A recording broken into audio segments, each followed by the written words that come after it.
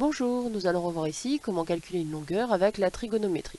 Donc, quand on veut calculer une longueur dans un triangle rectangle avec la trigonométrie, la première étape va être d'identifier les données, c'est-à-dire les longueurs et les mesures d'angle que l'on connaît, et ce que l'on cherche. Grâce à cela, nous allons pouvoir déterminer quelle est la relation trigonométrique que nous allons utiliser pour faire nos calculs. Donc regardons maintenant notre problème. Nous avons un triangle ABC qui est rectangle en A. Les deux données que nous connaissons sont la mesure de l'angle ABC, la longueur de notre côté AB, et ce que nous cherchons, c'est la longueur de BC. Reprenons maintenant en identifiant le rôle de chacun des côtés. L'hypoténuse, on peut le placer tout de suite, c'est le côté BC. Maintenant, nous allons regarder le rôle des deux côtés de l'angle droit en fonction de notre angle aigu que nous connaissons.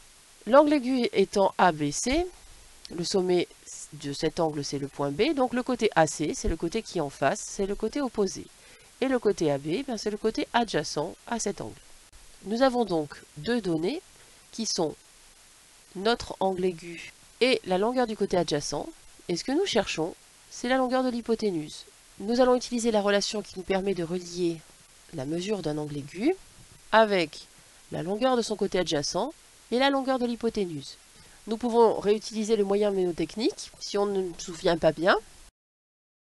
Donc ici, nous avons l'angle aigu, la longueur du côté adjacent, donc il y a deux possibilités, cosinus ou tangente, et l'hypoténuse. Donc l'hypoténuse, il n'y a plus qu'une seule possibilité, le cosinus. Nous allons pouvoir passer maintenant à la phase de rédaction. Les relations trigonométriques ne s'utilisent que dans le cas des triangles rectangles. Donc il faut qu'on ait un triangle rectangle identifié pour pouvoir les utiliser. Nous commençons donc par identifier ce triangle rectangle. Ici le triangle c'est ABC, les rectangles en A. À partir du moment où on a notre triangle rectangle, on peut utiliser les relations trigonométriques. On a identifié qu'il fallait utiliser le cosinus. Donc nous allons mettre ici avec les lettres nos informations que vont nous donner cette relation. Donc le cosinus de l'angle aigu ici qui est entouré, c'est l'angle aigu ABC. Eh bien, c'est la longueur du côté adjacent, c'est-à-dire AB, divisé par la longueur de l'hypoténuse, c'est-à-dire BC.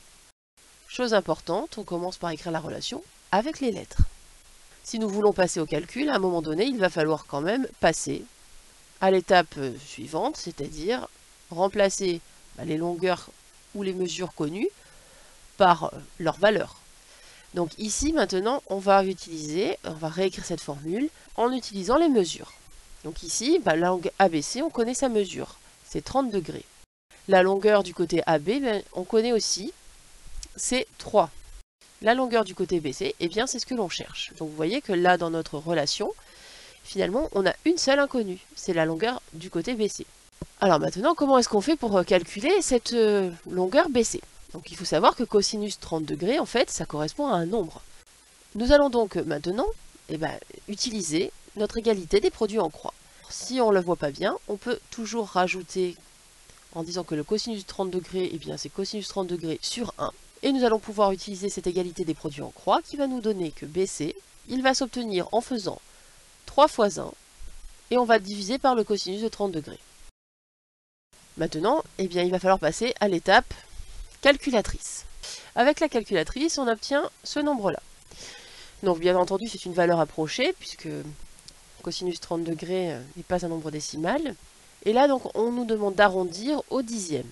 Arrondir au dixième signifie que nous allons donner comme résultat un nombre qui aura un seul chiffre après la virgule. Et donc, comme on va arrondir, on doit choisir le nombre le plus proche entre le nombre qui est supérieur et le nombre qui est inférieur. Donc ici, si on regarde le nombre avec un seul chiffre après la virgule, on obtient 3 et 4 dixièmes. Pour savoir si on est plus proche de 3,4 dixièmes ou de 3,5 dixièmes, eh bien on regarde le chiffre des centièmes. Ici, c'est un 6. Cela signifie que on est plus proche de 3,5 dixièmes. Et nous allons donc donner comme longueur BC qui est environ égal à 3,5 dixièmes.